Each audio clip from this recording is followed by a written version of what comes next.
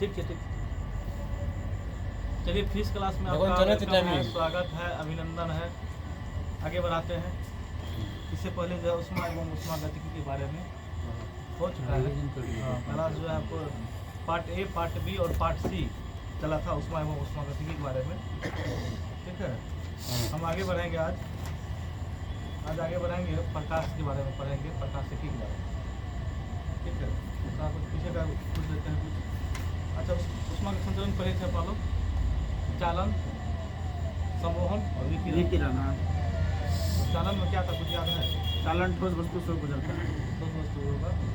सम्मोहन कुछ निर्वात सम्मोहन किस वस्तु किस अवस्था सम्मोहन द्रव और गैस। गैस। विकिरण निर्वात। बिल्कुल सही। विकिरण निर्वात की सभी जगह जाता है। सभी जगह निर्वात निर्वात में जाएगा तो सब जगह जाएगा। हम्म। विकिरण में जो है क्वेश्चन है, विकिरण प्रकाश जो है पूछे थे कौन तरंग है प्रकाश? विद्युत चुंबकीय तरंगे है।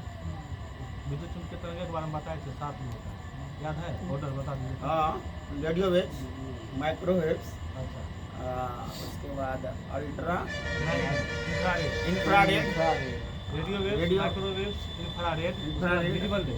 विजुअल, उसके बाद अल्ट्रा यूवी रे जिसको कहते हैं अल्ट्रावायलेट रे। और उसके बाद आता है एक्सरे, एक्सरे और गामा रे। यूवी रे में कौन जो है आपको क्या कहते हैं धरती तक आता है? UV A, UV B, UV C. Ultraviolet A, ultraviolet B, UVC नहीं, सबसे अधिक प्रभावित करता है। हाँ, प्रभावित सबसे अधिक करता है। ठीक है, तो जो है ना आपको क्या कहते हैं, क्या कहते हैं आपको यूवी भी आता है। बता देता हूँ। यूवी जो है ना, यूवी ए आता है पृथ्वी तक। यूवी बी जो है ना आंशिक रूप से, लेकिन वहाँ पर जो है ना ओजोन परत वहाँ पर। यूवी सी जो है, यूवी सी ओजोन परत में रह जाता है, समझे? तो बहुत कम आता है, कभी कभी जैसे छिद्र सब अति हो गया, नहीं कहता कि ओजोन छिद्र में कारण जो है यूवी सी बहुत खतरनाक होता है, सबसे अधिक करता है सी खतरनाक। आगे बढ़ते हैं आज प्रकाशिकी के बारे में, ऑप्टिक्स। देखिए प्रकाशिकी क्या है? विज्ञान की वह शाखा जिसके अंतर्गत प्रकाश एवं इसके गुणों, प्रकृति आदि का अध्ययन किया जाता है। क्या कहलाता है? प्रकाशिकी यानी ऑप्टिक्स कहलाता है। विज्ञान की वह शाखा, बिल्कुल हाँ, एक बार एनर्जी है। उसमें क्या है? उसमें भी देखो ऊपर की एनर्जी है। विज्ञान की वह शाखा जिसके अंतर्गत प्रकाश एवं उसके गुणों, प्रकृति आदि का अध्ययन किया जाता है, प्रकाशिकी यानी ऑप्टिक्स कहलाता है। प्रकाश देखिए क्या है, लाइट एक प्रकार की ऊर्जा है, यानी एनर्जी है, जो आप बोले हैं अभी, बात वही सही है। जो प्रकाश तरंगों यानी लाइट वेव्स या विद्युत चुंबकीय तरंगों, जो आप पढ़े थे इलेक्ट्रोमैग्नेटिक वेव्स, विद्युत चुंबकीय तरंगों के रूप में संचित होते हैं। बोले थे उदाहरण में प्रकाश में क्या है, विद्युत चुंबकीय तरंगे हैं। तरंग पाए थे 2 प्रकार का होता है, एक होता है अयांत्रिक तरंगे, दूसरा होता है कौन चीज? यांत्रिक तरंगे। और यांत्रिक तरंगे का उदाहरण है कौन चीज?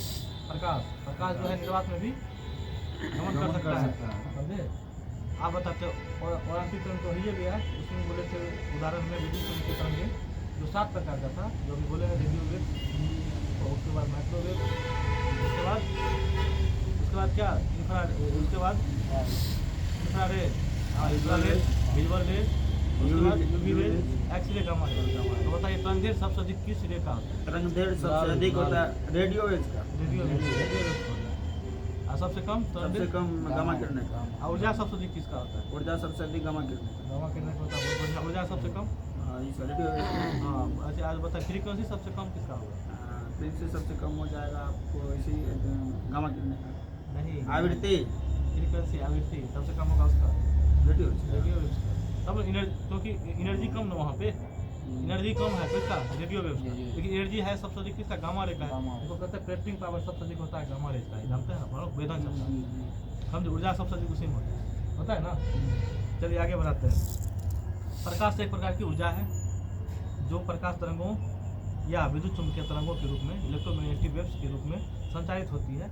विद्युत चुंबकीय तरंगे विद्युत चुंबकीय स्पेक्ट्रम के 400 से 700 नैनोमीटर तरंगदैर्घ्य यानी वेवलेंथ परास वाली तरंगों का संबंध दृश्य प्रकाश तरंगे यानी विजुअल लाइट वेव्स से किया गया है। अच्छा एक चीज और बताए थे, प्रकाश का विजुअल रे जो है कि कौन वैज्ञानिक को खोज किया था? विजुअल रे न्यूटन, याद है?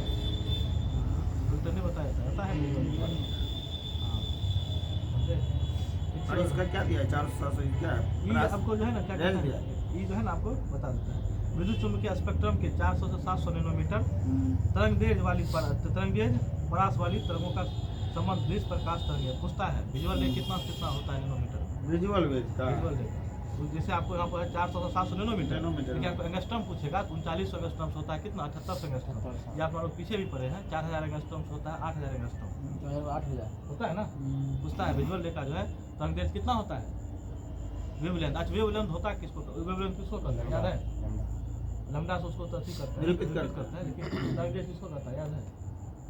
जैसे आपको ध्वनि जैसे चलती है ना तो उसमें बोले थे दो ऊपर का श्रृंग रहेगा, ऊपर का दो श्रृंग या नीचे का दो गर्त के बीच मिलाने वाले के बीच की दूरी को कहते हैं तरंग। दो श्रृंग ऊपर में या दो गर्त के बीच की दूरी को क्या कहते हैं? तरंग के वेवलेंथ। समझे? आप देखिए आपको यहाँ पर बोल दिया नैनोमीटर में पूछा है तरंगदैर्घ्य परास कितना होता है विजुअल रे में, इसमें 400 से 700 नैनोमीटर।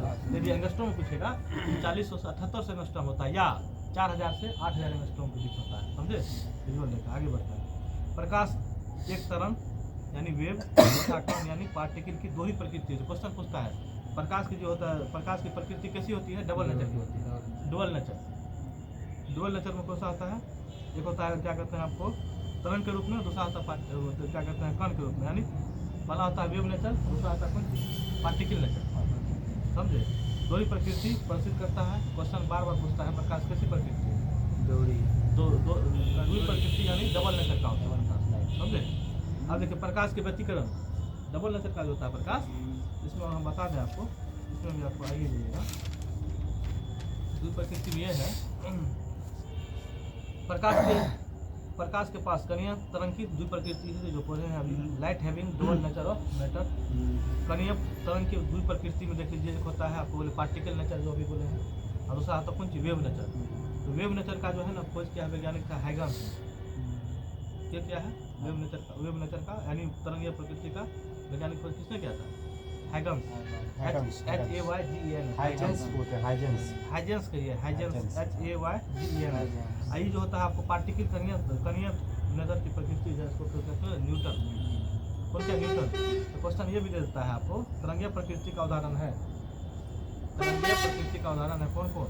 जो हैगन्स ने जो क्या कहते हैं कुछ किया था डिफरेंशियल, जिसको कहते हैं डिफ्लेक्शन विवर्तन और व्यतिकरण और ध्रुवन पोलराइजेशन होता है इसका तरंगीय प्रकृति में। होता है कौन सी विवर्तन यानी डिफ्लेक्शन, उसके बाद इंटरफेरेंस व्यतिकरण, और तीसरा होता है पोलराइजेशन ध्रुवन।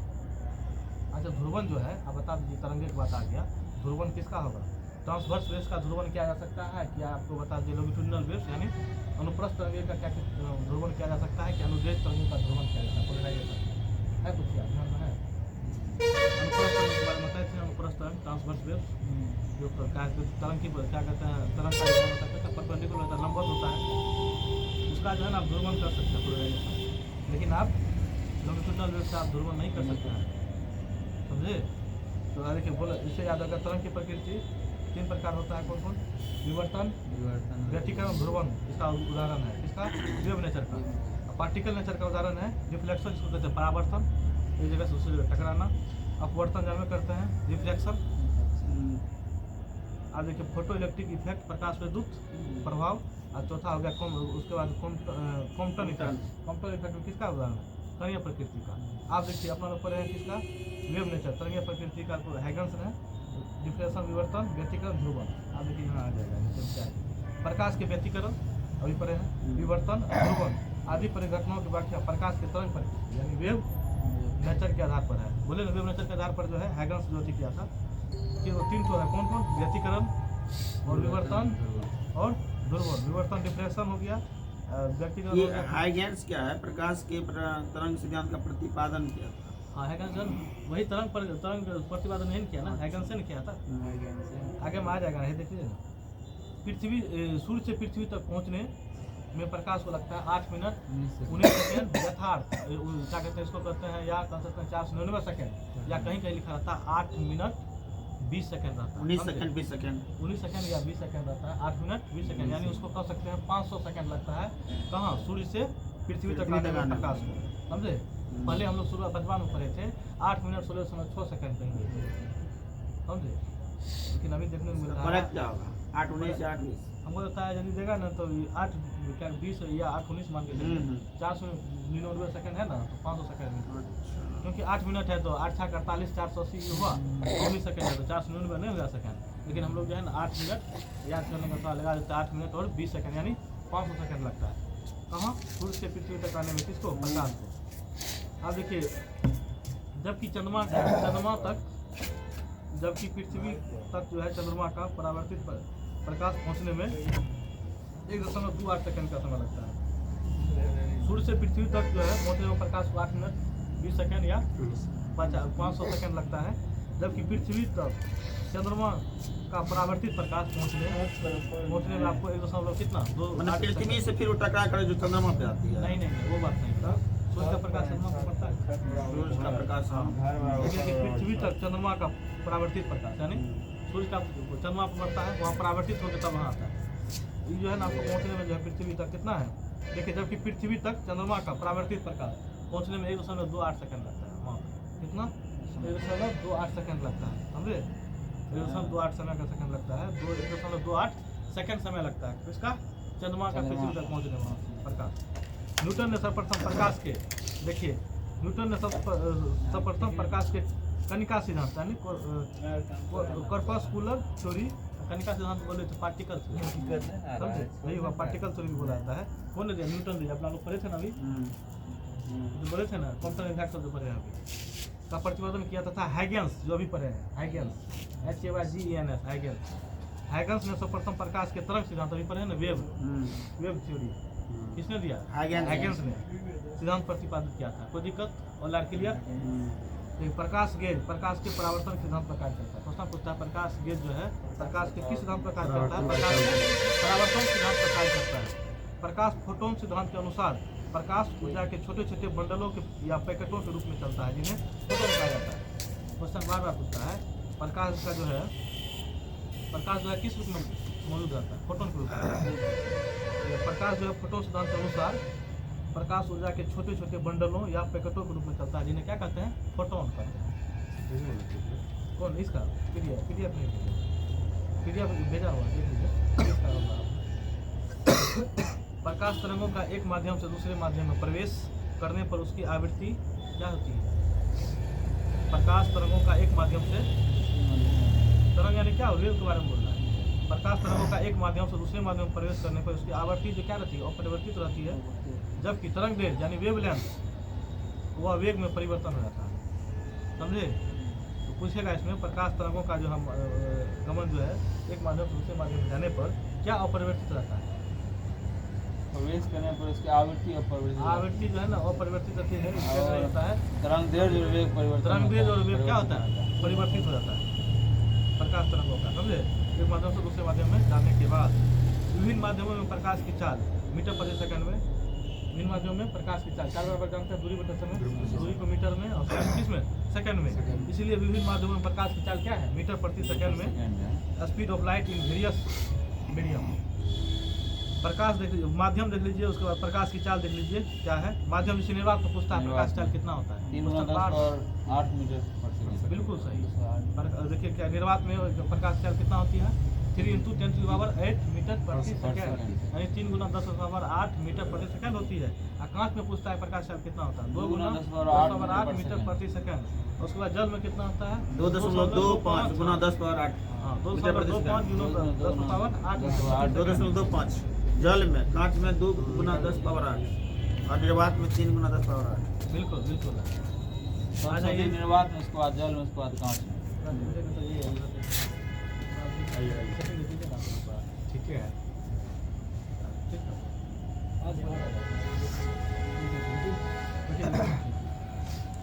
ज़्यादा निकला ना है, थोड़ा लेट से स्टार्ट किए थे। हाँ ये 30 का भैया हुआ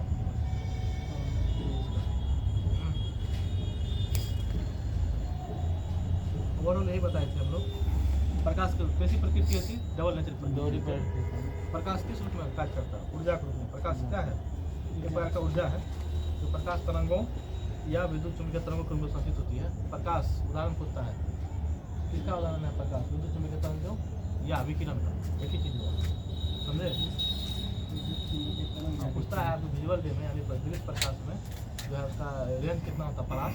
एंगस्ट्रॉम में कहेगा 3977 एंगस्ट्रॉम या 4000 से 8000 एंगस्ट्रॉम, या यदि नैनोमीटर पूछेगा 400 से 700 नैनोमीटर के बीच होता है।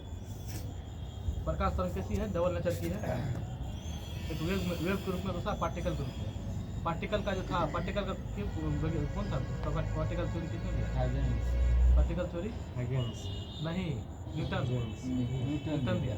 अच्छा, वेव थ्योरी जो है ना, वेव थ्योरी दिया हाइगेंस, हाइगेंस। समझे? हाइगेंस ने सर्वप्रथम प्रकाश के तरंग सिद्धांत, वही है ना वेव थ्योरी, हाइगेंस दिया था। अब देखिए प्रकाश कर्णिका सिद्धांत कर्णिका सिद्धांत या न्यूटन दिया। कर्णिका सिद्धांत या पार्टिकल्स बात है कीजिए, समझे? वुड या न्यूटन ने सर्वप्रथम दिया। एक चीज और बताई थी इसमें, सूर्य से पृथ्वी तक पहुंचने में प्रकाश कितना समय लगता है? 8 मिनट 8 मिनट 20 सेकंड 20 सेकंड या 19 सेकंड कहिए या 500 सेकंड भी कर सकते हैं, हाँ। समझे?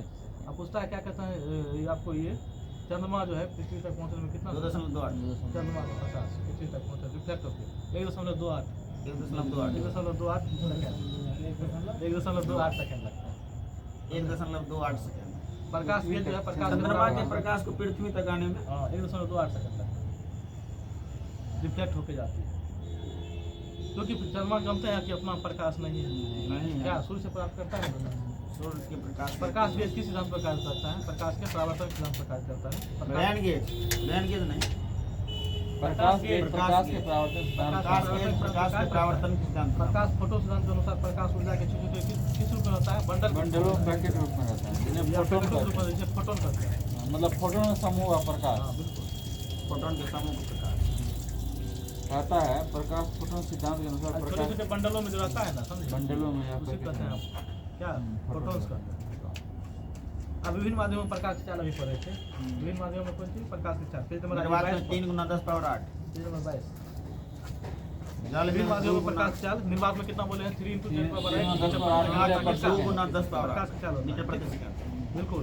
कांच का कितना बोले थे? 2.25 25 10 गुना नहीं 2 × 10 पावर 8 2 × 10⁸ कांच का 2 कांच × 10⁸ कांच का होता है 2 होता है 2 10 पावर 2.25 कांच का होता है 2.25 नहीं नहीं, 2 कांच का 2 × 10 हाँ पावर बिल्कुल, 8 कांच का 2 × 10⁸ मीटर प्रति सेकंड होता है। लेकिन जल का कितना होता है? 2.25 2.25 × 10 पावर 8 मीटर प्रति सेकंड। रॉक सॉल्ट का 1.96 × 10⁸ मीटर प्रति सेकंड। रॉक सॉल्ट क्या कहते हैं? तार का कुछ होता है। रॉक मतलब चट्टान हो गया ना, रॉक सॉल्ट जो चट्टान वाला जो नमक होता है पहाड़ी से निकलता है। हो सकता है। डार्पिन का तेल हुआ, कार्बन का तेल होगा 2.04 × 10⁸ मीटर प्रति सेकंड। नायलॉन कितना है? 1.96 × 10⁸ मीटर। देखिए नायलॉन और रॉक सॉल्ट दोनों कितना है? 1.96 × 10⁸ मीटर। रॉक सॉल्ट और नायलॉन का 1.96 मीटर प्रति सेकंड। कार्बन का तेल का 2.04 × 10⁸ 2.04 जल का कितना हो गया? जल का 2.25 हाँ, 10 पावर 8 मीटर प्रति सेकंड। कांच का 2 × 10 पावर 8 मीटर प्रति सेकंड। निर्वात का 3 × 10 पावर 8 मीटर प्रति बिल्कुल निर्वात का 3 × 10⁸ मीटर प्रति सेकंड। चलिए प्रकाश सेकंड। नायलॉन का है 1.96 × 10⁸ मीटर प्रति सेकंड। और रॉक सॉल्ट का भी सेम। हाँ वो रोड सॉल्ट का कार्पिन का 2.04 × 10⁸ मीटर प्रति सेकंड। क्या है? विभिन्न माध्यम प्रकाश की चाल है ये। अब आगे बढ़ाते हैं। प्रकाश के वेग की गणना सबसे पहले किसने किया था? रोमर। क्वेश्चन बार बार पूछता है। प्रकाश के वेग की गणना जो किसने किया था? सबसे रोमर किया था। प्रकाशीय स्रोत के आधार पर वस्तुएं 5 प्रकार की होती है। प्रकाशीय स्रोत के आधार पर प्रकाश वस्तुएं कितने प्रकार की? 5 प्रकार की। देख लीजिए प्रदीप्त वस्तु होता है लुमिनस बॉडी। इसमें है प्रदीप्त वस्तु लुमिनस बॉडी। स्वयं से प्रकाश से प्रकाशित होने वाली वस्तु क्या कहलाती है?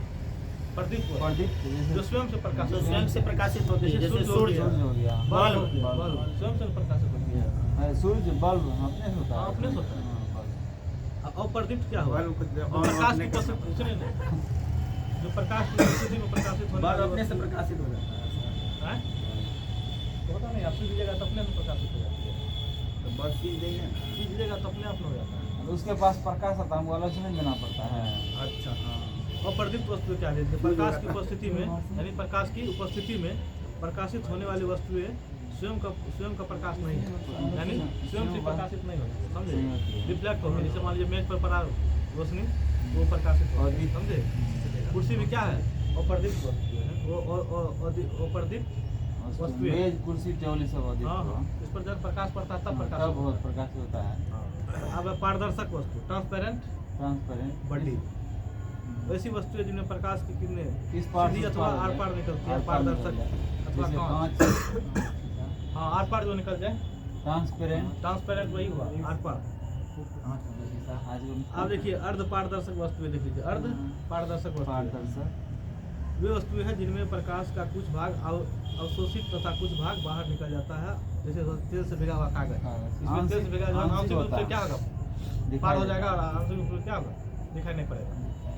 आप देखिए अपारदर्शक वस्तु, अपेक बॉडी, इसमें क्या होगा, दिखाई नहीं पड़ेगा, दिखाई देगा। इस पर ऐसी वस्तुएं प्रकाश की किरणें बाहर नहीं निकलती है, ऐसी वस्तुओं से प्रकाश की किरणें क्या होती है, बाहर नहीं निकलती है। जैसे हो गया कौन चीज, पत्थर ही लकड़ी, गया, पत्थर। दीवार एक देख लीजिए ना, जाएगा उस पार से उस पार, उसके अपारदर्शक वस्तु है। प्रकाश का परावर्तन देख लीजिए, रिफ्लेक्शन ऑफ लाइट, प्रकाश का परावर्तन।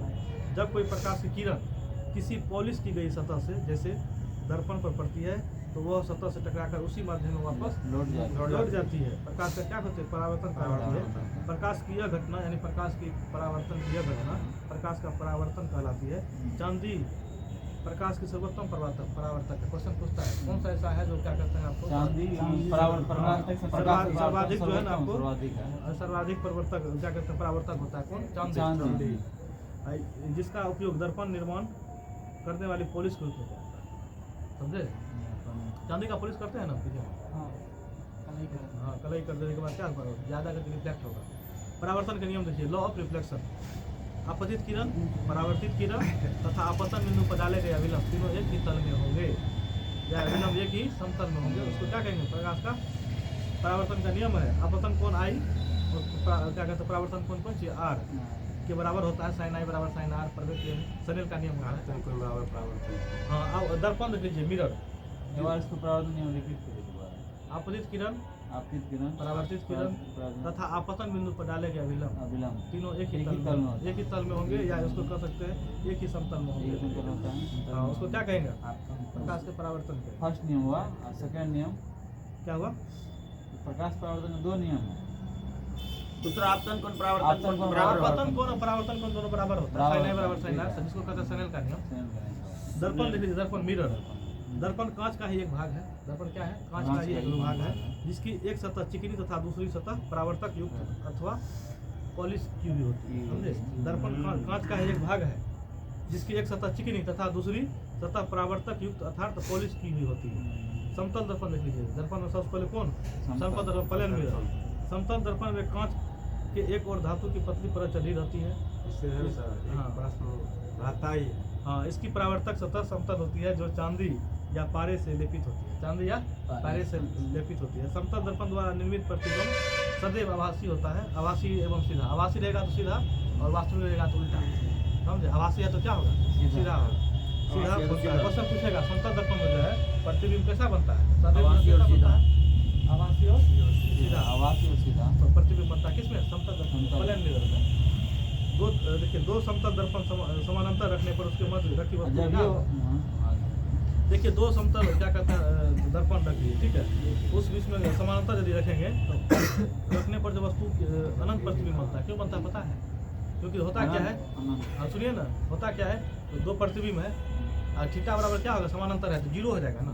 हम लोग फॉर्मूला पर क्या पढ़ेंगे आगे, उसमें होता है एन बराबर क्या, उसमें होता है क्या, एन बराबर 360 थीटा, थीटा जीरो रहेगा, जीरो से यदि भागा दीजिएगा तो जीरो हो जाएगा, इसलिए अनंत हो जाता है। किसका, ऊपर में दो समतल दर्पण रहेगा ना, दो समतल दर्पण में रहेगा, समानांतर रेखा पर रहेगा, तो दो समतल दर्पण समानांतर रेखा रखने पर उनके मध्य वस्तु के अनंत प्रतिबिंब बनते हैं। समतल दर्पण की उर्ध्वता त्रिज्या अनंत होती है। समतल दर्पण की उर्ध्वता त्रिज्या क्या होती है, अनंत होती है, अनंत होती है। समतल दर्पण द्वारा बने प्रतिबिंब की ऊंचाई h, वस्तु की ऊंचाई h के बराबर होती है, दोनों बराबर होती है। समतल दर्पण में किसी वस्तु का पूर्ण प्रतिबिंब देखने के लिए दर्पण को यानी दर्पण की लंबाई वस्तु की लंबाई की कम से कम बराबर होती है, आधी वस्तु की लंबाई की आधी होती है, वस्तु की लंबाई का आधी होती है, समझे। यानी आपको दर्पण की लंबाई होना चाहिए, मान लीजिए आप दर्पण आपका है 6 फीट का, तो आपका कम से कम आधा होना चाहिए कौन सी, दर्पण होना चाहिए, यानी वस्तु की लंबाई क्या आधी होनी चाहिए पूर्ण देखने के लिए प्रतिबिंब, समझे। यानी आप जैसे मान 6 फीट का है, आपको कितना 3 फीट का चाहिए शीशा, तब आप पूर्ण रूप से आप देख लीजिएगा। सैलून में समतल दर्पण लगा रहता है। नहीं, सैलून में सैलून में अवतल दर्पण लगा रहता है, ध्यान दीजिएगा। अवतल दर्पण रहता है, क्यों कहता है? आप जो दांत दाढ़ी बनाने के लिए अवतल दर्पण का प्रयोग किया जाता है। दाढ़ी भी बनाते हैं किसमें, ताकि बड़ा बड़ा दिखे, हाँ, अवतल दर्पण। उसको कह सकते हैं अवतल दर्पण, या उसको क्या सकते हैं अभिसारी दर्पण। क्या कहेंगे? अवतल दर्पण या अभिसारी। आप कहेंगे क्यों कहेंगे अभिसारी? क्योंकि अवतल क्या होता है, धंसा हुआ रहता है, समझे।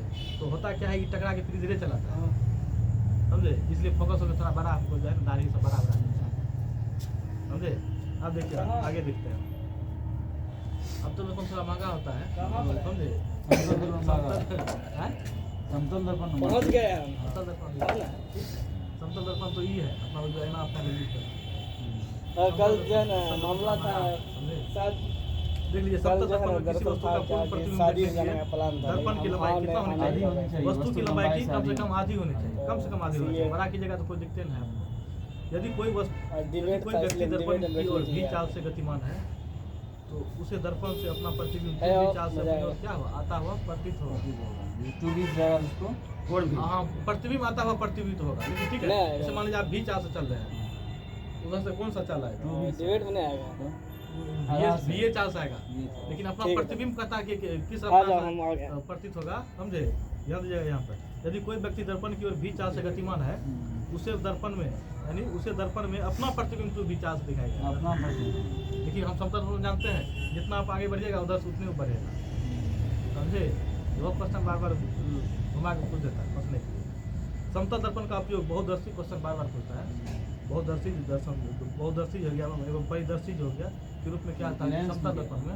नहीं, परिदर्शी क्या हो जानता है बहुदर्शी दर्शी, बहुरूपी दर्शी क्या हो जानता है? कहिए ना क्या? क्या होगा? अपन लोग जो है मेला समय देखते हैं, दूरबीन जो खरीदते हैं, हाँ, वहाँ पर दूरबीन जैसे है, समझ गया। घसका घसका देखते हैं किसका चित्र आया नहीं आया मेला समय। वही वही है। है। वहाँ पर क्या है? जैसे हाँ, पनडुब्बी में होता बहुदर्शी है। हैं, जैसे समुद्र में पनडुब्बी रहता है उसमें पेरिस्कोप पेरिस्कोप में किया जाता है। पेरिस्कोप, हाँ, पनडुब्बी समुद्र में जो रहता है पनडुब्बी समतल में। दर्पण उपयोग किया। आप बताइए पेरिस्कोप का क्यों उपयोग करते हैं, बताइए क्या क्यों करते हैं उसका उपयोग? बताइए आप। टोटल इंटरनल रिफ्लेक्शन पढ़े हैं, TIR नहीं। परहेज होंगे, आप कर दिएगा कहीं ना कहीं।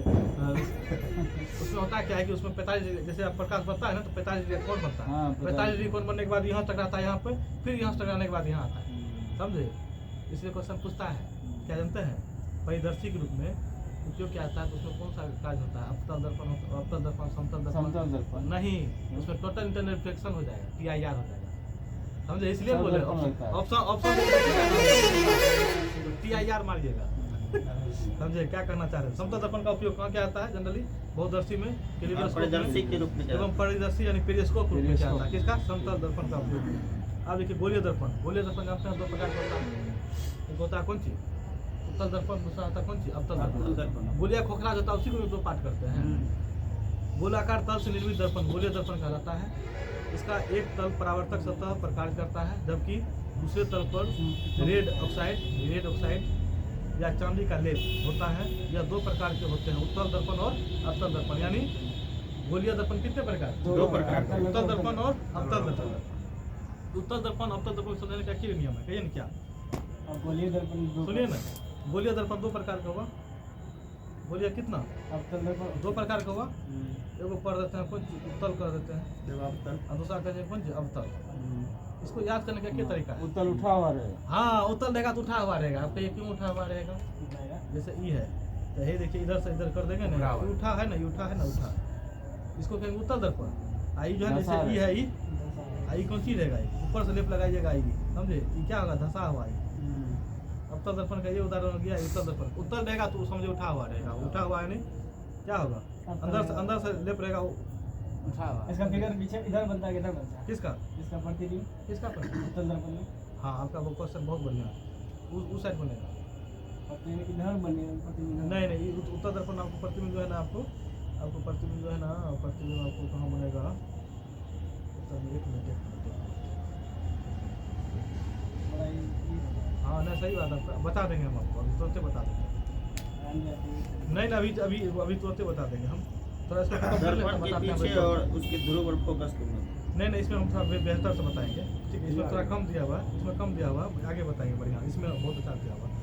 देख लीजिए उत्तल दर्पण पहले क्या है उसको देख लेते हैं। दो प्रकार का होता है, कौन चीज? गोले दर्पण, एक उत्तल दर्पण, एक अवतल दर्पण। उत्तल दर्पण का उत्तल दर्पण या आपको क्या बोले थे? अपसारी दर्पण। इसको देखिए अपसारी क्यों कहते हैं उत्तल दर्पण का? तुरंत प्रतिबिंब बनाता है। देखिए ध्यान नहीं दिया हम लोग यहाँ। क्या कहते हैं आपको जो है उत्तल दर्पण है नहीं, उत्तल दर्पण है। होता क्या है आपको, या ऐसे कर देंगे या हम ऐसे करेंगे तो कोई दिक्कत भी तो होगा। उत्तल दर्पण हो गया, कहने का मतलब उत्तल है। खाली कला ही होता क्या है देखिए बताते हैं होता क्या है। जैसे आप मान लीजिए यहाँ पर ये तो मेन हो गया, आपको लाइन मूल हो गया। होता क्या यहाँ पर जाता है, समझे? टकरा के फिर यही क्या करता है, कहने का मतलब यहाँ गया, समझे? टकरा किधर गया, ये टकरा किधर आ जा सकता है। ये होता दूर चल जाता है, डाइवर्जिंग होता है। अब क्या होता है, इधर उधर भाग जाता है। लेकिन इसमें होता है क्या, इसमें क्या होता है जो है आपको अवतल दर्पण में ही, अवतल दर्पण में क्या होता है, यहाँ गया फिर टकरा के यहाँ, ये यहाँ से आया फिर टकरा के यहाँ चला गया, ये अंदर में चलाता है। इसी कहते हैं इसको अभिसारी। उत्तल को कहते हैं कोई चीज अपसारी, इसीलिए यहाँ लिखा हुआ है आपको उत्तल दर्पण या अपसारी दर्पण। डाइवर्ज हो जाता है, डाइवर्ज मतलब कि इसका जो है ना प्रकाश फैलता नहीं है। फैलता है इसमें। उत्तल वाला फैलेगा ना, अपसारी यानी फैल जाना, डाइवर्ज करना, नहीं कहते डाइवर्ट हो जाना, यानी कि दूसरे कन्वर्जिंग मतलब क्या होगा, अंदर अभिसारी बोले उसको अभिसारी बनना या अवतल दर्पण के चाहिए। उत्तल दर्पण, उत्तल लेंस, अवतल दर्पण उल्टा है, इसका उल्टा है। confusion हो जाता हाँ बिल्कुल, इसका मेन देखिए जो आप उत्तल पढ़िएगा ना अवतल में उसका मिलेगा। अवतल में मिलेगा, इसका उल्टा है। यदि इसको आप अच्छा समझते हैं तो उसको समझ आइएगा। लेकिन वही चीज देखिएगा कि उत्तल लेंस और उत्तल दर्पण दोनों का जो है फोकस और फोकस दूरी और कर्वेचर पॉजिटिव होता है। क्लियर हो जाएगा, Positive हाँ वो क्लियर हो जाएगा, हम बता देंगे। चलिए आगे पढ़ते हैं। उत्तल दर्पण या अभिसारी दर्पण, उत्तल दर्पण या अभी सारी अपसारी दर्पण। अपसारी ध्यान दीजिएगा, वही देख रहे थे कि आप लोग का माइंड कंसंट्रेट है। उत्तल दर्पण या अपसारी अपसारी दर्पण, उत्तल अपसारी डाइवर्जिंग उत्तल अभिसारी उत्तल दर्पण है जिसके देखिए उत्तल दर्पण क्या है। उत्तल दर्पण वो दर्पण होते हैं जिसकी बाह्यतम या परावर्तक सतह पर उभरी होती है। यह अनंत से आने वाली किरणों को बाहर की ओर क्या करते हैं, प्रतिबिंबित करते हैं। उत्तल दर्पण में प्रतिबिंब दर्पण के पीछे कहाँ बनता है, दर्पण के पीछे उसके ध्रुव और फोकस के मध्य वस्तु से छोटा, सीधा एवं आभासी बनता है। क्वेश्चन पूछेगा उत्तल दर्पण में कैसा प्रतिबिंब बनता है, छोटा, सीधा और आभासी बनता है। कहाँ बनता है प्रतिबिंब के पीछे बनता पीछे है, बनता है आगे नहीं बनता है। तब प्रतिबिंब कहाँ पीछे बनता है, और ये शीशा के पीछे किधर जाएगा? पीछे हम बताएंगे, इसमें फिगर से बताएंगे बढ़िया से, तब समझिएगा। कलर की अलग बनेगा। हाँ इसको पहले से खत्म करके फिर इसके बाद दिखाते हैं। उत्तल दर्पण में प्रतिबिंब दर्पण के पीछे पर ही लिए है, उसके ध्रुव और फोकस के मध्य वस्तु से छोटा, सीधा एवं आभासी बनता है।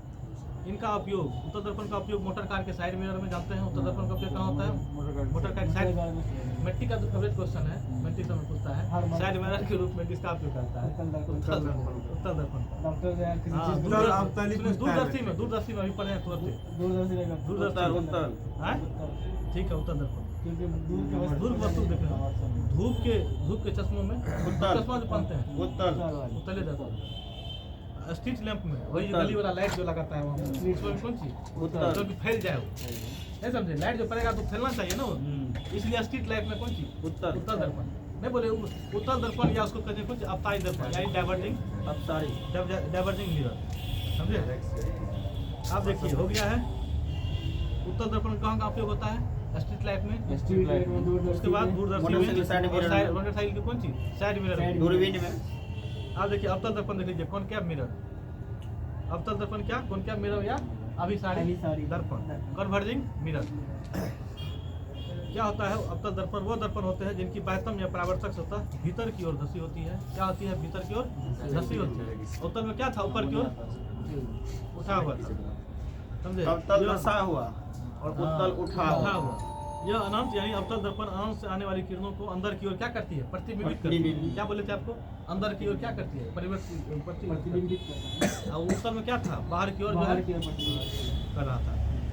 अब देखो अवतल दर्पण का उपयोग कहाँ करता है, टॉर्च में टॉर्च में। अवतल दर्पण का बारे में टॉर्च में इसलिए करता है क्योंकि टॉर्च में ताकि बड़ा हमको वस्तु तुरंत दिखाई पड़ जाए। सर्च लाइट में, सर्च लाइट में भी वही सर्च लाइट अलग है। सर्च करने के लिए जाके को जाते हैं अथी सब करने के लिए, पुलिस चोर के सब पास हाँ जाता चोर है। सब पकड़ने ताकि के लिए। लाइट का ज्यादा फैलाव न हो, ज्यादा फैलाव न हो, एक ही जगह पड़े यहाँ पर फोक्स मारते हैं ना, कहते हैं कि इधर फोक्स मारो जाके दिखाई पड़ेगा, इसलिए करते हैं। किसका, अवतल दर्पण अवतल दर्पण। अब वाहन की हेडलाइटों में वाहन की वाहन की हेडलाइट जो होता क्योंकि है वहाँ पर भी लाइट को फैलाना चाहिए, फैलाना चाहिए, वहाँ पर से आगे हाँ बिल्कुल वहाँ पर आगे दिखना चाहिए, हाँ, इसलिए इसका करते हैं। लेकिन कुछ जगह साइड मिरर में वो हेडलाइट में यदि साइड मिरर के रूप में कहेगा तब उसका उत्तल दर्पण को कहते हैं। साइड दाढ़ी मिरर साइड में बनाने- लगा हुआ है। अब देखिए दाढ़ी बनाने में उत्तल दर्पण का उपयोग कहाँ कहाँ होता है? अवतल दर्पण का उपयोग टॉर्च में। अवतल दर्पण का उपयोग कहाँ? टॉर्च में, सर्च लाइट या वाहनों के हेडलाइटों में, दंत चिकित्सक में, दंत चिकित्सक में जावे क्योंकि करते हैं। छोटा चीज को बड़ा करके दिखाता है। उसको कर सकता है ENT। ENT समझते क्या होता है? ई फॉर ईयर में, ईयर का भी डॉक्टर वही करता है। अच्छा, हाँ। और नोज का भी जो नाक का होता है, टी फॉर थ्रोट यानी गला का नहीं कहता, सब छोटा छोटा नहीं कहता। बड़ा आँख, हाँ क्या कहते हैं? ENT यानी आँख, कान, कान, नाक, गला का कौन दर्पण? उत्तल दर्पण। अवतल दर्पण। अच्छा अवतल अवतल। बड़ा दिखना चाहिए। अब देखिए दर्पण सूत्र जानते करते हैं 1/f बराबर क्या होता है? 1/v plus 1/v। F क्या होता है पता है? F फोकस है तो आप फोकस दूरी जो कैपिटल F क्या की हुआ? आधी होती है, फोकस कैपिटल है, फोकस क्या बोले? फोकस फोकस दूरी क्या होती है? त्रिज्या की आधी होती है। वो कहता है त्रिज्या की आधी होती है। ठीक है, या बहुत बढ़िया। दुगुना होता है। त्रिज्या क्या होती है? F की दुगुना F का होती दुगुना है। या फोकस दूरी क्या होती है? और आधा होता है। हाँ, F स्मॉल f बराबर होता है कैपिटल R बाई होगा त्रिज्या में। तुम जानते करते हैं ऐसा आप लोग। प्रकाश का अपवर्तन कल पढ़ेंगे क्या? भी पढ़ देंगे। अभी बड़ी प्रकाश का अपवर्तन देखिए, रिफ्लेक्शन ऑफ लाइट क्या होता है? प्रकाश किरण जब एक पारदर्शी माध्यम से दूसरे पारदर्शी माध्यम में जाता है तो दोनों माध्यमों में अलग करने वाले तल को अविलंबित आपतित होने पर बिना विचलित हुए सीधी निकल जाती है। लेकिन तिरछी आपतित होने पर उसका मूल दिशा से विचलन होना प्रकाश का क्या कहलाता है? अपवर्तन कहलाता है। अपवर्तन कहलाता है। अपवर्तन का नियम लिख लीजिए। यहाँ पर रूल्स ऑफ रिफ्लेक्शन होगा, यहाँ पर रिफ्लेक्शन लिख दिया है। रूल्स ऑफ रिफ्लेक्शन प्रकाश के अपवर्तन। इसमें क्या है? आपतित किरण, अपवर्तित किरण, आपतित किरण और अपवर्तित किरण एवं दोनों माध्यम दोनों माध्यम रिफ्लेक्शन करने वाले। यहाँ पर रिफ्लेक्शन लिखा हुआ सही देखिए। आपतित किरण, अपवर्तित किरण एवं दोनों माध्यमों में पृथक करने वाले पृष्ठ के आपतन बिंदु पॉइंट ऑफ इंसिडेंस पर अभिलंब एक ही समतल में। अपवर्तित किरण तो आपतन बिंदु पर डाला गया तीनों एक ही तल में। बिल्कुल तीनों एक ही तल में। इधर से किरण आया, इधर से लौट गया, एक ही सतह के साथ। प्रकाश के किसी निश्चित देखिए आगे sin क्या I है? बराबर sin R। हाँ, प्रकाश के किसी निश्चित रंग एवं माध्यमों के युग में आपतन कोण की ज्या क्या साइन आई तथा अपवर्तन कोण की ज्या कौन साइन आर का अनुपात नियत रहता है। यह स्नेल का अपवर्तन का नियम है। अपवर्तन का नियम क्या? साइन आई बटा साइन आर। प्रकाश अपवर्तन के सिद्धांत लिख लीजिए। प्रकाश के अपवर्तन के सिद्धांत सूर्योदय के समय सूर्यास्त के कुछ देर बाद तक सूर्य समानता बड़ा दिखाई देता है। किसके कारण? प्रकाश के अपवर्तन। जल से भरी बाल्टी की तली में पड़ा हुआ सिक्का वास्तविक स्थिति से कुछ ऊपर उठा हुआ था। किसके कारण? प्रकाश के अपवर्तन कारण। दर्द में अंशतः डूबी सीधी छड़ का टेढ़ा दिखाई देना क्या? प्रकाश के अपवर्तन के कारण। आकाश में तारों का टिमटिमाना क्या है? प्रकाश के अपवर्तन के कारण। आप देखिए हम इसमें नियंत्रण कर सकते हैं आगे। जो पढ़े उसको जल्दी जल्दी बताते जाइए आप लोग। अब बता दीजिए प्रकाश कौन सा तरंग है? विद्युत चुम्बकीय तरंग प्रकाश या विकिरण कर सकते हैं। अभी पढ़े हैं तुरंत प्रकाश कैसी तरंग है? विद्युत चुम्बकीय तरंग है। कोई दिक्कत? विकिरण भी कर सकते हैं। विकिरण भी कर सकते हैं। बात क्या है? विकिरण ना साथ को होता है, आप लोग पढ़े हैं ना? विकिरण साथ को तो पढ़े हैं तुरंत। रेडियो वेव्स, माइक्रोवेव्स, उसके बाद अल्ट्रा नहीं इंफ्रारेड, इंफ्रारेड, उसका विजुअल, उसके बाद इंफ्रारेड, और उसका यूवी रेज, उसके बाद क्या है? एक्सरे, सबसे रेडियो वेव्स, माइक्रोवेव्स, उसके बाद क्या होता है? इंफ्रारेड, विजुअल रे, यूवी रे, यूवी के अल्ट्रावायलेट रे, उसके बाद एक्सरे, उसके बाद गामा रे। अब देखिए प्रकाश की चाल की खोज किसने किया था? रोमर ने किया था। चलिए अब देखिए प्रकाश की चाल तापमान पर निर्भर नहीं करता है। आप कितना टेम्परेचर पे है उससे कोई मतलब नहीं। प्रकाश की चाल जो है अपने उसका टेम्परेचर बहुत होता है। हाँ उनका कहते हैं 3 तापमान गुना पर 10 निर्भर पावर निर्वात में। निर्वात होता है। अब देखिए प्रकाश का रंग आवृत्ति पर निर्भर करता है, लेकिन रंग उसका आवृत्ति पर निर्भर करता है। प्रकाश का रंग आवृत्ति पर रंग जो है ना इसका आवृत्ति पर निर्भर करता है, लेकिन वैसे बोलेगा प्रकाश का जो है प्रकाश के वो जो अभी अपन पढ़े थे ना निर्भर क्या कहते हैं? आवृत्ति पर निर्भर नहीं करता है। कौन सी निर्भर करता है? प्रकाश की चाल आवृत्ति पर निर्भर नहीं करता है। अभी अपन पढ़े थे ना। अभी देखिए ऊपर में लिखा होगा, ध्यान नहीं दिया होगा। आवृत्ति पर निर्भर नहीं करता है, लेकिन यहाँ पर रंग के बारे में, यहाँ पर रंग के बारे में प्रकाश का रंग आवृत्ति पर निर्भर नहीं करता है। ध्यान दीजिएगा यहाँ पर क्या है? क्या हुआ, कोई दिक्कत है क्या? कोई दिक्कत नहीं। प्रकाश विद्युत चुंबकीय तरंग अच्छा प्लस अनुप्रस्थ तरंग भी। आइए बताते हैं। अब हम तभी बोले थे आपको, क्या कहिए क्या? अनुप्रस्थ तरंग भी है क्या प्रकाश, लेकिन अनुरेज तरंग नहीं है। ट्रांसवर्स वेव्स बोले हैं, ध्यान दीजिए, ट्रांसवर्स वेव्स बोले हैं। इसको टीपी से बोले थे आपको, जो तरंग का परपेंडिकुलर होता है, ट्रांसवर्स वाला वो समानांतर होता है। कभी कभी भी पूछ जाता है प्रकाश अनुप्रस्थ है कि अनुदैर्घ्य है। प्रकाश अनुप्रस्थ है। हाँ, अनुप्रस्थ ट्रांसवर्स वेव्स है, हम तो बोल रहे हैं। अनुप्रस्थ सीधा लाइन में चलता है, अनुदैर्घ्य 90 डिग्री, इसी का ध्रुवन आप कर सकते हैं। अनुप्रस्थ का ही आप बोले थे, आपको पोलराइजेशन कर सकते हैं ध्रुवन। क्वेश्चन पूछता है किसका ध्रुवन कर सकते हैं, समझे, बात यही है। देखिए आवृत्ति, देखिए क्वेश्चन पूछता है आवृत्ति फ्रीक्वेंसी किस पे डिपेंड नहीं करता है?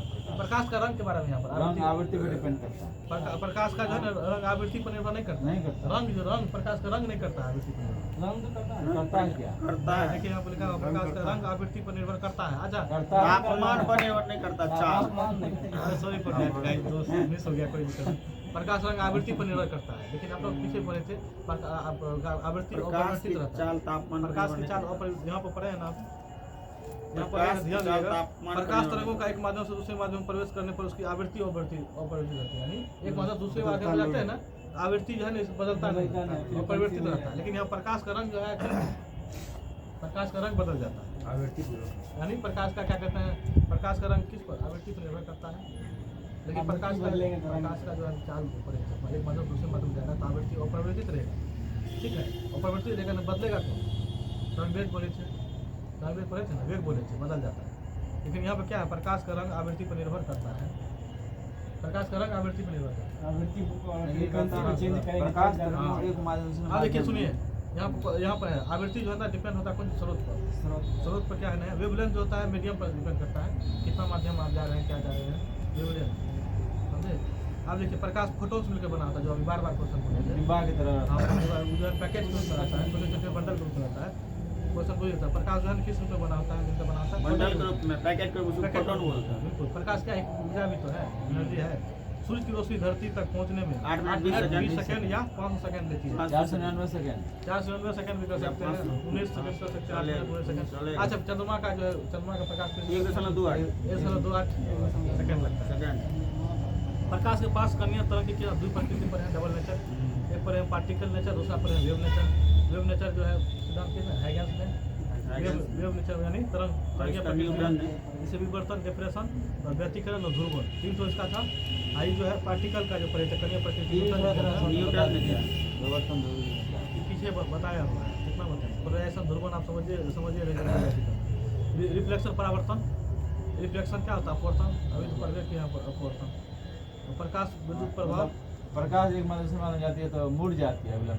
हाँ अपवर्तन माध्यम से मुड़ जाती है। ऐसे बताता है। लेकिन सुनिए से आप बोल दिए हैं, हम आपसे पूछेंगे क्या पूर्ण आंतरिक परावर्तन TIR टोटल इंटरनल रिफ्लेक्शन के लिए उसमें कैसा माध्यम चाहिए, सघन माध्यम से विरल चाहिए, विरल सघन माध्यम, सघन से विरल।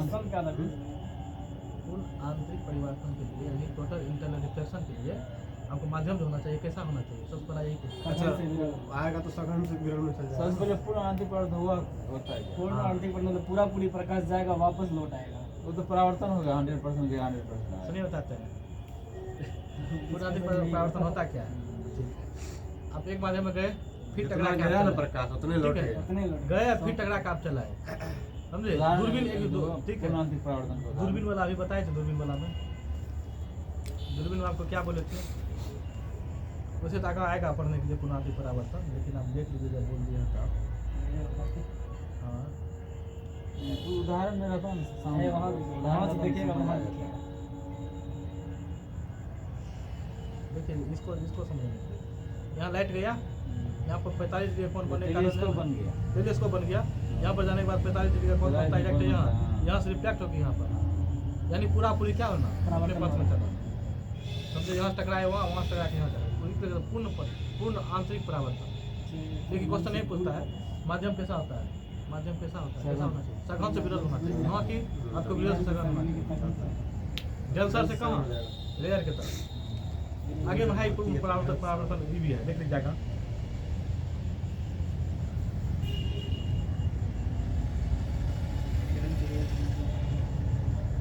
अच्छा देखिए तो ये इसमें हाँ एक ही और है यहाँ पर कि बार बार क्वेश्चन पूछा था सिटी टोन क्वेश्चन पूछा था ये टाइप्स ऑफ रिफ्लेक्शन परावर्तन का तापर का दो है कौन सी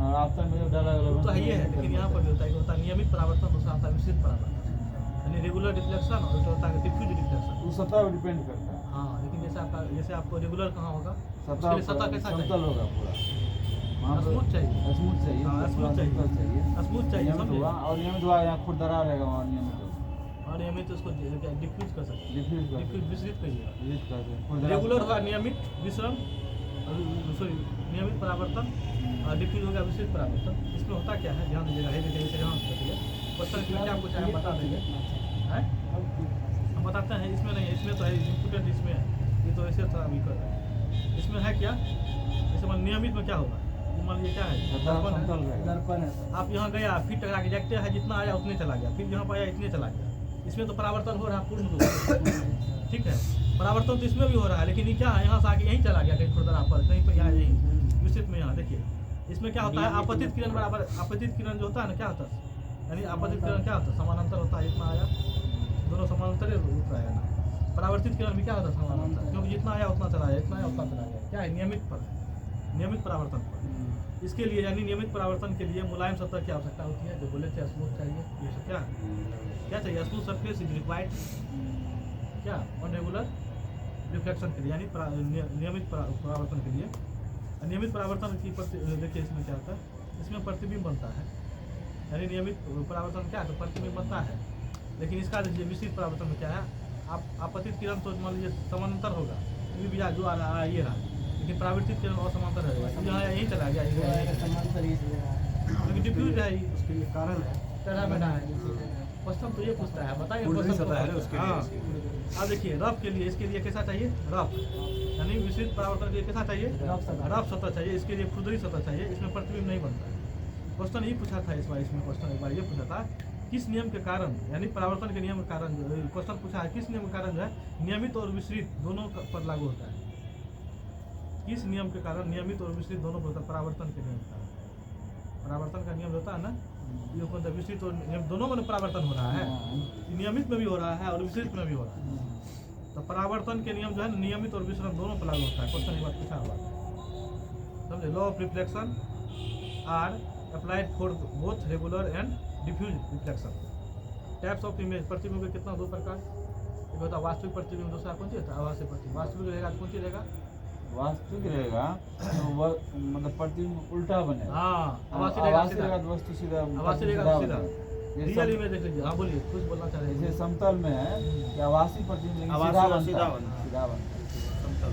बिल्कुल आप देखिए और क्या कहते हैं इसमें ये वास्तविक प्रतिबिंब दो प्रकार का सॉरी वास्तविक प्रतिबिंब देख लीजिए रियल इमेज प्रतिबिंब वैसे दो प्रकार के पड़े हैं रियल इमेज और वर्चुअल इमेज उसी कर सकते हैं वास्तविक प्रतिबिंब आभासी प्रतिबिंब रियल इमेज देखिए वास्तविक प्रतिबिंब है क्या वह प्रतिबिंब जिसे पर्दे पर प्राप्त किया जा सकता है रियल यानी क्या है वास्तव में पर्दे प्राप्त किया जा सकता है वास्तविक प्रतिबिंब कहलाता है समझता वास्तविक प्रतिबिंब की प्रकृति उल्टी होती है वास्तविक होगा तो उल्टा होगा आभासी होगा तो सीधा होगा वास्तविक होगा तो उल्टा आभासी होगा तो सीधा वर्चुअल इमेज आभासी प्रतिबिंब क्या है वह प्रतिबिंब जिसे पर्दे पर प्राप्त नहीं किया जा सकता उसको क्या कहेंगे आभासी प्रतिबिंब या वर्चुअल इमेज कहेंगे समानता आभासी प्रतिबिंब की प्रकृति सीधी होती है आभासी रहेगा तो कैसा रहेगा सीधा रहेगा स्फीकर पर है गोलाकार दो प्रकार होगा कौन सी पर है उत्तल दर्पण उत्तल दर्पण और उत्तल दर्पण अवतल दर्पण पर है देखिए फोकस दूरी जानते हैं फोकस दूरी यार आप लोग जानते हैं फोकस दूरी पोल से लेकर के लेकिन पोल से लेके मान लीजिए आप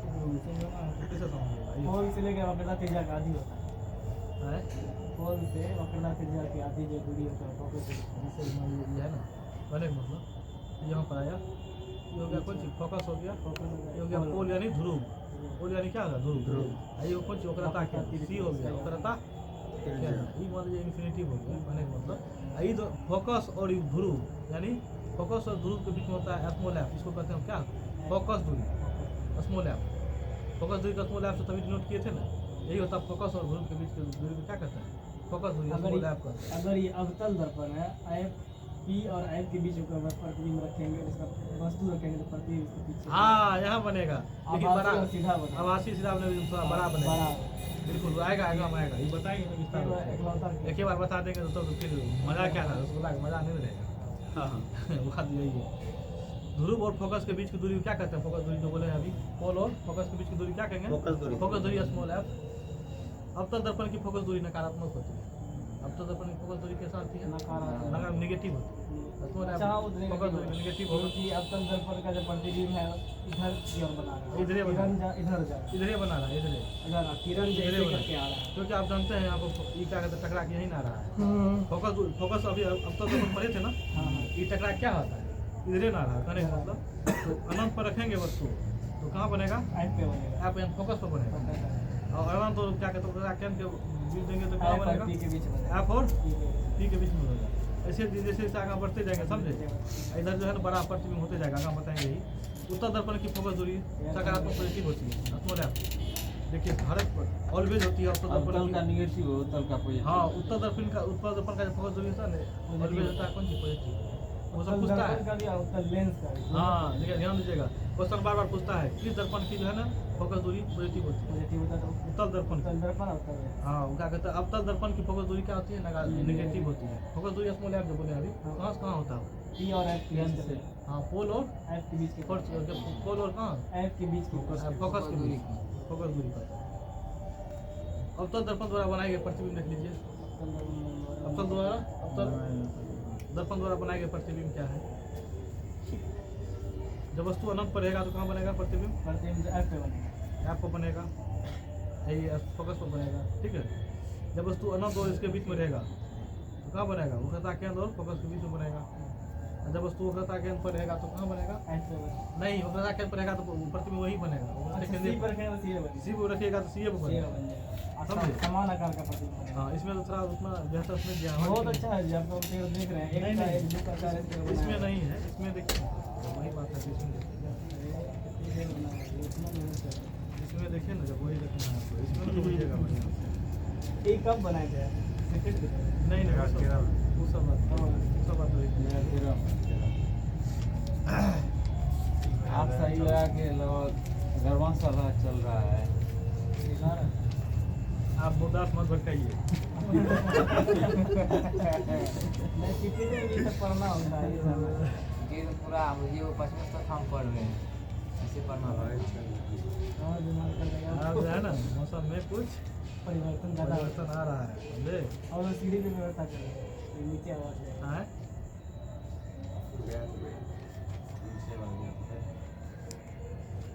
हाँ। सबसे नीचे में अच्छा ब्लॉक फल नीचे में जैसे है ना, सब सिस्टम बोले ले जाओ, ले जाइएगा। नीचे में कहाँ जगह? तो गिरे गिरेगा। नीचे में कहाँ जगह? हाँ वहीं पे करेंगे जहाँ पे सिस्टम रखा है। पानी वहाँ बाहर पर है, आते बहुत हैं। जगह है। पानी जो भरते हैं। वहाँ जगह है ना? टेबुल लगा देंगे। कुर्सी लगा देंगे 500, बस हो गया 500। वहाँ नहीं होगा, लेकिन यहाँ तो नहीं होगा। यहीं होगा। पंडित वहीं जी पे को पढ़ना ही। सीट गिरता है। कहीं पर पढ़ना ही है। ऊपर नथी लगवा देंगे। कृपाल। हो गया सर, इसको सर, क्लोज इसको कर जो है ना दे। ये अभी देखना बढ़िया, पड़ेगा। बढ़िया। इसको पहले खत्म कर देते हैं, तब हम बताएंगे। हाँ, इसमें ध्यान देखना पड़ेगा। तो समझिए, जब अनंत पर रहेगा तो कहाँ बनेगा? सी अनंत रहेगा तो उत्तर दर्पण में ऐप पे ऐप पर बनेगा, नहीं फोकस पर बनेगा। जब अनंत पर रखेंगे 3 चीज देखना है, सीधा करिए। ये फोकस हो गया, ये फोकस हो गया। तो अनंत और सी के बीच रखेंगे तो सी और एफ के बीच रखेंगे। इससे समझेगा ना, ठीक है। अब तो दर्पण हो गया ना? है? कंपेयर ये है, अब बताते हैं। ये हो गया ऐप, जिसको कहते हैं फोकस, हो गया फोकस। ये हो गया कौन सी? पोल यानी ध्रुव। ये हो गया कौन सी? वक्रता केंद्र सी, वक्रता केंद्र। इधर कौन सी हो गया? अनंत। अनंत, जिसको कहते हैं इन्फिनिटी। ठीक है। जब क्या कहते हैं वस्तु कहाँ रहेगा? अनंत पर रहेगा, समझे? कहाँ बनेगा ये प्रतिबिंब? फोकस पर बनेगा। जब वस्तु क्या कहते हैं अनंत और ई सी के बीच में रहेगा, वक्रता के। जब क्या कहते हैं वस्तु कहाँ देंगे? सी और एफ के बीच में। O1 कर दीजिए, इसको O2 कीजिएगा। जब वहाँ पर रहेगा तो कहाँ बनेगा? सी और एफ के बीच में। सी और एफ ऐप के बीच में बनेगा, समझे? सी और ऐप के बीच में प्रतिबिंब थोड़ा सा बड़ा बनेगा। इसको I1 मान लीजिए, इसको इमेज I2 कर दीजिए। जब जब रहेगा कौन सी पर? वक्रता केंद्र पर रहेगा तो इसी पर भी ये बन जाएगा, समान आकार का बन जाएगा, समझे? जब और क्या कहते हैं वक्रता केंद्र और फोकस के बीच में रहेगा, यानी O4 कर दीजिए। ठीक है, O4 कर दीजिए। जब बीच में रहेगा तो कहाँ बनेगा? ये बनेगा सी और अनंत के बीच में। सी और अनंत के अनंत के बीच में बनेगा, समझे, थोड़ा सा बड़ा I4 इमेज 4। और जब आप कहाँ दीजिएगा, ऐप और ऐप पर दीजिएगा दीजिएगा, तो अनंत के बन जाएगा। ऐप पर दीजिएगा तो कहाँ बनेगा, अनंत के बन जाएगा। ऐप पर दीजिएगा तो ओ भाई कहाँ बनेगा ये, अनंत के बन जाएगा। अनंत पर बन जाएगा, क्या बनेगा, अनंत पर बन जाएगा। और देखिए जैसे फोकस और अभी बोले थे अभी कौन सा दर्पण है? अवतल दर्पण है, ये देखिए ना अवतल दसल है, ऊपर से पोजीशन है। जब ये क्या कहते हैं फोकस और ध्रुव के बीच में रहेगा, ये फोन वो किधर six बन रहेगा, जाएगा? पीछे और- बन जाएगा। ऑब्जेक्ट जब रहेगा तो कहाँ बनेगा, पीछे बन जाएगा। पीछे तो बनेगा, लेकिन क्या आभासी आभासी और सीधा बाहर हो जाएगा। ये कैसा बनेगा, वर्चुअल इमेज कैसा बनेगा, वर्चुअल आभासी, आभासी बनेगा तो सीधा बनेगा डायरेक्ट, इमेज मैग्नीफाइड, मैग्नीफाइड मतलब आवाज क्या बनेगा तो सीधा बनेगा। बड़ा, सीधा बनेगा। मैग्नीफाइड और यानी इसका बड़ा। आवर्धन का मान जो रहता है 1 से ज़्यादा रहेगा। हाँ बिल्कुल। आवर्धन मैग्निफिकेशन। आवाज मैक्सिमम नहीं, देखिए बताते हैं, अब जैसे बढ़ा जाइएगा, वास्तविक बनेगा तो उल्टा क्या ऐसे जैसे जाइएगा अब आपको बढ़ते जाएगा। बढ़ते जाएगा, लेकिन क्वेश्चन पूछता है कहाँ पर वस्तु रखेंगे कि अवतल दर्पण में मेरा बड़ा प्रतिबिंब बनेगा, बड़ा बनाना है तो ऐप और पी ऐप पर न रखेंगे, फोकस पर न रखेंगे, तो फोकस पर रखेंगे तो अनंत पर रखेंगे बनेगा। तब न मेरा इधर बनेगा। अनंत पे हाँ, छोटा फोकस यदि पे बनाना है रखेंगे तो क्या कहते हैं आप कहाँ रखेंगे, अनंत पर रखेंगे तब यहाँ फोकस पर बनेगा, फोकस छोटा काम। समझे। और देखिए अवतल दर्पण जो होता है ना, क्या होता है, वास्तविक उल्टा होता है, वास्तविक उल्टा होता है, मैक्सिमम रियल इमेज बना रहा है। इकलौते केस है आभासी एगो बनवाता है। देखिए वो क्वेश्चन है, निम्न में से कौन सा प्रतिबिंब अवतल दर्पण के द्वारा बनाया जाता है, अवतल दर्पण द्वारा, अब तो रियल, वास्तविक प्रतिबिंब वास्तविक और उल्टा प्रतिबिंब है। अब तो उल्टा अवतल दर्पण का उपयोग कहाँ कहाँ है, इसका उपयोग वाहनों में अभी पड़े हैं, हाँ। हेडलाइट, उत्तल दर्पण का अवतल दर्पण का पड़ रहा है, तो हेडलाइट में हेडलाइट में ताकि एक जगह जब फोकस करे रोशनी को, गाड़ी इसका बनाने प्रयोग टॉर्च लाइट में, सर्च टॉर्च लाइट लाइट में सर्च लाइट में में, दंत चिकित्सन में ENT जो बोले थे आपको, हाँ। ईयर, नोज, थ्रोट से, कान गला में। और अवतल दर्पण का प्रयोग जो है ना हजामी दर्पणों के रूप में, यानी दाढ़ी शेविंग मिरर में, दाढ़ी बनाने में। अवतल दर्पण का प्रयोग सोलर कुकर में क्या आता है, अवतल दर्पण क्यों करते हैं देखते जो वहाँ हैं, पर ताकि वहाँ पर आदि- प्रेशर पड़े एक जगह वहाँ पर आदि आती है। सारी चीज मतलब एक जगह पे इसका प्रयोग सोलर कुकर, आप केंद्र धूप है ना, धूप में भी दे दीजिए ना, वहाँ पर भी स्थिति भर में रहेगा, समझे। ऐसा रियल होता है। कन्वर्जिंग मिरर अभी सारी होता है, बिल्कुल होता है, प्रेशर कुकर है अभी होगा हाँ, बिल्कुल। फ्लिपकार्ट ऑर्डर मंगाइए, देखिए आ जाएगा। अवतल दर्पण का प्रयोग एस्ट्रोनॉमिकल टेलीस्कोप में है, देखिए एस्ट्रोनॉमिकल टेलीस्कोप में प्रयोग क्या आता है, निम्नलिखित की दर्पण का प्रयोग गाड़ियों की हेडलाइट्स में क्या आता है, सुनिए ऑप्शन सुनिए, Headlight, सुनिए उत्तल। सुनिए सुनिए ऑप्शन हेडलाइट ऑप्शन सुनिए। अब Headlight, उत्तल दर्पण, उत्तल। अवतल दर्पण, समतल दर्पण, परवलिक दर्पण, अवतल ऑप्शन अवतल। परवलिक देना आंसर होगा। आप यदि नहीं रहेगा तो बता, ध्यान दीजिए क्यों होता है परवलिक, होता क्या है परवलिक, थोड़ा ऐसे होता है, ये ज्यादा करके रिफ्लेक्ट करता है, परवलिक दर्पण है परवलिक दर्पण होता है, पराबोलिक होता है। सुनिए ना, यदि यहाँ पर नहीं रहेगा पराबोलिक तब क्या मारते हैं आप, दोनों अवतल। सुनिए ना, तब आप क्या मारते हैं, अवतल मारते तब, देखिए लिखा वो नहीं रहेगा तब अवतल। यदि ऑप्शन में पराबोलिक मिरर नहीं दिया हो तो इसके स्थान पर अवतल दर्पण आंसर होगा। बराबरी मतलब यही ना बात। परवलयाकार होता है। अवतल और उत्तल दोनों। नहीं नहीं नहीं नहीं नहीं, परवलयाकार थोड़ा ऐसे मुड़ा होता है, ये थोड़ा मन जैसे न होता है, ये थोड़ा ऐसे जो होता है ना तो और ये जल्दी करके आ जाए अंदर की ओर। और वो अवतल दर्पण से बैठा हुआ है। हाँ परवलयाकार होता है, समझे।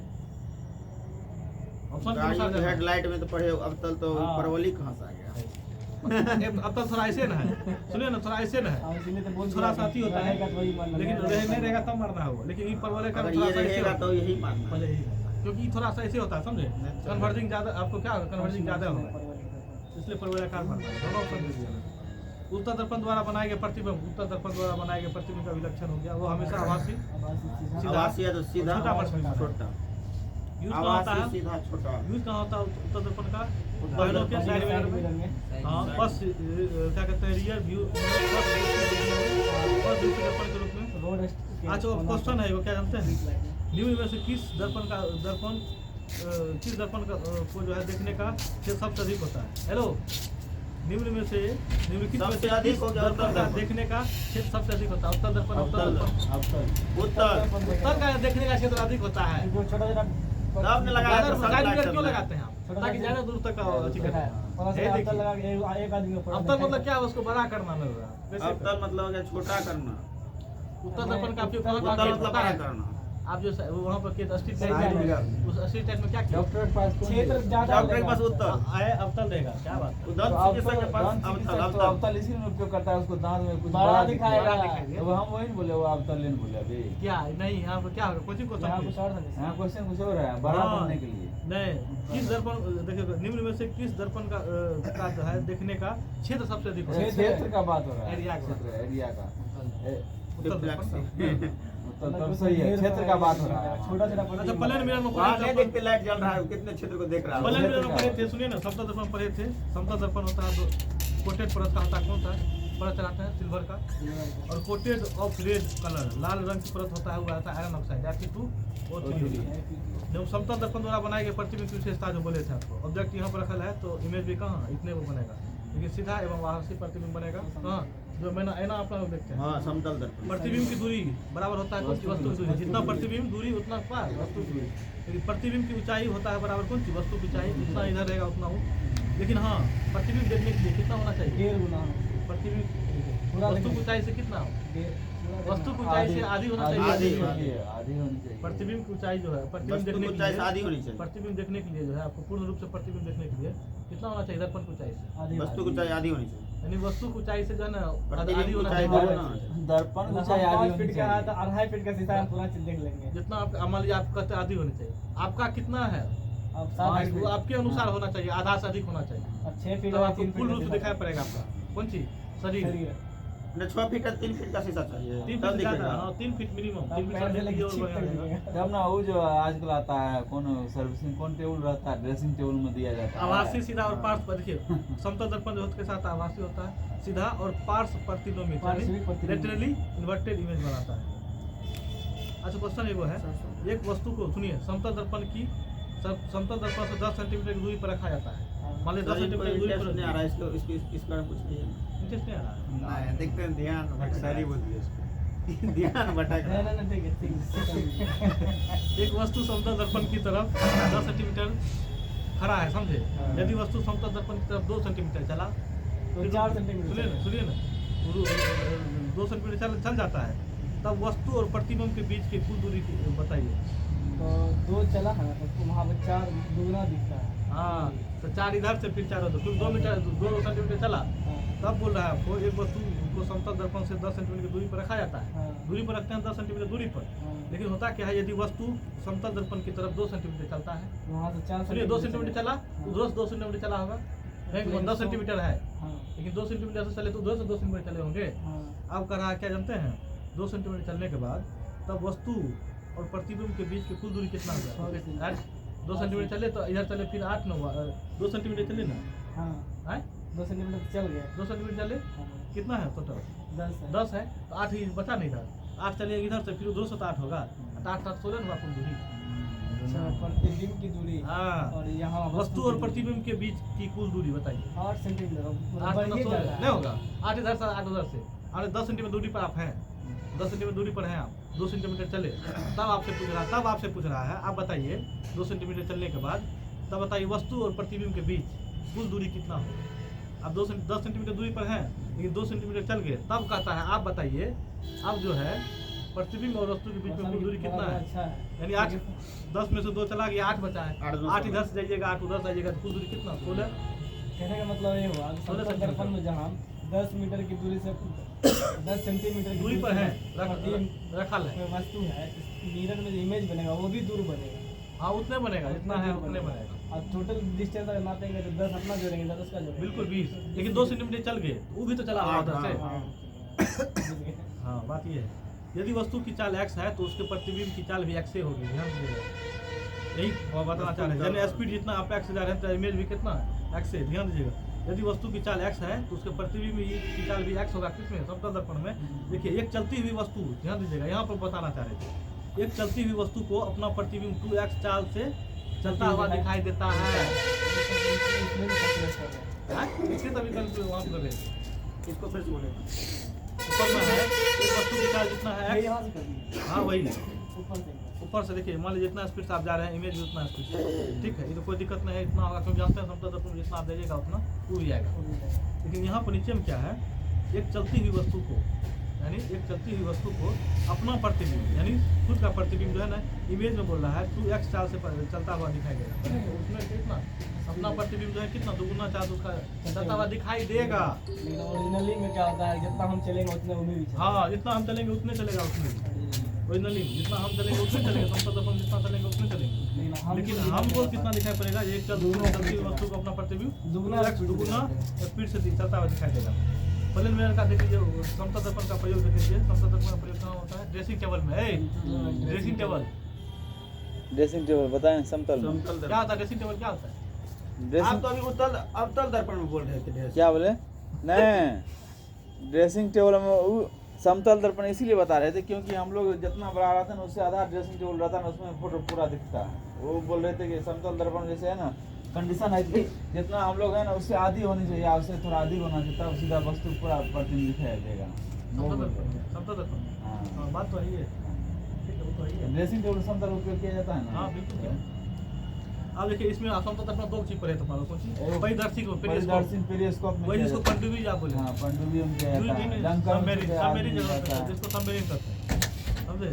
टोटल ये सब जानते हैं, एनसीईआरटी 6 क्लास में है पेरिस्कोप। हाँ, समतल इनके दर्पण, लिए काली उसको क्रिया को। बहुरूपदर्शी में भी समतल दर्पण का उपयोग बोले जो कितना देखिए, फॉर्म बनाता मेले है। में कैमरे को देखते थे, मेला में कैमरा नहीं देखते थे।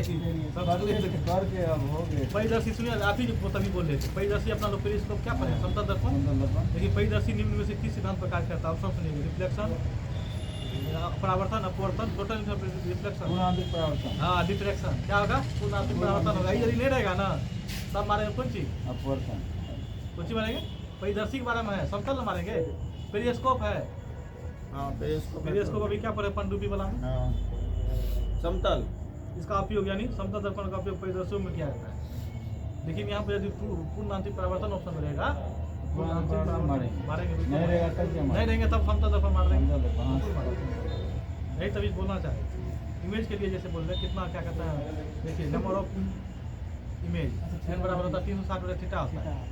यदि देखिए इसमें होता है क्या, यदि n जो है n का मान इमेज की संख्या यदि सम संख्या आएगा तो उसमें से घटा देंगे, भगा देने के बाद वो आपको यदि ओड आएगा तो जो रहेगा वही। कितना 60 डिग्री 66 कीजिएगा, 60 डिग्री कीजिएगा 360 है, 66 कीजिएगा सम आ गया, 100 से घटा गया 5 इमेज बनेगा। जैसे मान लीजिए आपको जो है थीटा का मान 30 है, 30 से भगा दीजिएगा कितना होगा? 12 में घटा देंगे 12 में घटाइए क्योंकि सम संख्या है ना, 11 बनेगा। यदि विषम रहेगा तो विषम रहेगा। जैसे मान लीजिए 40 विषम रहेगा, रहेगा तो 40 रहेगा, थीटा का मान 40 रहेगा, 40 से भगा दीजिएगा 360 कितना? 9। एक जोड़ देंगे 9 से कहाँ जुड़िएगा? विषम है तो विषम में वैसे वही रहेगा, सम रहेगा ना तो उसमें ये घटा दें। यदि प्रतिबिंब संख्या दी हुई हो तो निम्न सूत्र का प्रयोग कीजिए, नंबर ऑफ इमेजेस 360 बटा थीटा माइनस 1। सम रहेगा तो -1 कर देंगे और विषम रहेगा तो नहीं। दो समानांतर फिलहाल अभी तुरंत पढ़े थे ना इस पर। दो समानांतर समतल दर्पणों द्वारा निम्न में से कितने प्रतिबिंब बनाए जाते हैं? अनंत। क्यों बोले थे? क्योंकि समानांतर है, थीटा बराबर 0 है, n बराबर 360 बटा थीटा लिखते हैं तो 360 बटा 0 की जगह क्या होगा? इंफिनिट, अनंत प्रतिबिंब बनेगा। समझे? मिरर फॉर्मूला पर है 1/f बराबर 1/v प्लस 1/u। f बराबर क्या है? तो फोकल लेंथ, फोकस दूरी, फोकस दूरी है u होता है वस्तु की दूरी। देखिए इसमें और भी क्या v होगा? इमेज डिस्टेंस, प्रतिबिंब की दूरी। अच्छा, अब अवतल दर्पण में क्या बोले थे? फोकस दूरी अवतल दर्पण में नेगेटिव होता है। अवतल दर्पण में पॉजिटिव होती है, कोई दिक्कत? अवतल दर्पण नेगेटिव। हाँ, क्वेश्चन यही पता है, स्मॉल f बराबर। ओके। आगे देख लीजिए, अपवर्तन के बारे में अपन लोग पढ़े थे, अभी तुरंत ही पढ़े थे अपवर्तन के बारे में। साइन आई बराबर साइन। हाँ, होता क्या है अपवर्तन के बारे में जान लीजिए। यदि एक समतल से दूसरे में जाते, एक माध्यम दूसरे माध्यम में जाते तो प्रकाश अभिलंब और मुड़ जाता है। यहाँ पर तो जानते हैं एक जगह जाके दूसरे जगह मुड़ जाएगा, अपवर्तनांक पर है, हाँ। ठीक है। तो अपवर्तनांक बराबर होता क्या है ये जान लीजिए। साइन आई बराबर साइन आर। निर्वात में प्रकाश की चाल बटे दिए हुए माध्यम में प्रकाश की चाल। म्यू बराबर होता है कौन चीज? निर्वात में प्रकाश की चाल 3। कितना होता है प्रकाश की चाल निर्वात में? 2 प्रकाश का 3 3 × 10⁻⁸ मीटर पर सेकंड। 3 गुना 10 पावर 8 हाँ, 3 × 10⁻8 मीटर प्रति सेकंड। हाँ। और द्वितीय माध्यम में प्रकाश की चाल होता है कौन सी? म्यू। म्यू माने कौन सी हुआ? अपवर्तनांक को, रिफ्लेक्टिव। हाँ, और जब म्यू बराबर क्या, देखिए बताते होता क्या है। द्वितीय माध्यम में प्रकाश की चाल बढ़ाएंगे तो क्या होगा? अपवर्तनांक घटेगा। और क्या कहते हैं, यदि क्या कहते हैं द्वितीय माध्यम में चाल को बढ़ाएंगे तो, यदि घटाएंगे तो इधर बढ़ेगा, इधर घटाएंगे उधर बढ़ेगा, कोई दिक्कत नहीं है। इधर देखिए मीडियम हो गया, रेयर मीडियम और सघन माध्यम। रेयर मतलब समझते हैं? रेयर मीडियम जैसे प्रकाश हो ऊपर, रेयर सघन मतलब क्या हुआ? अर्थ समझे? रेयर और सघन मतलब विरल हो गया, खाली हाँ, जैसे पानी सब कुछ होते हैं सघन। सघन हो गया, हवा हो गया विरल।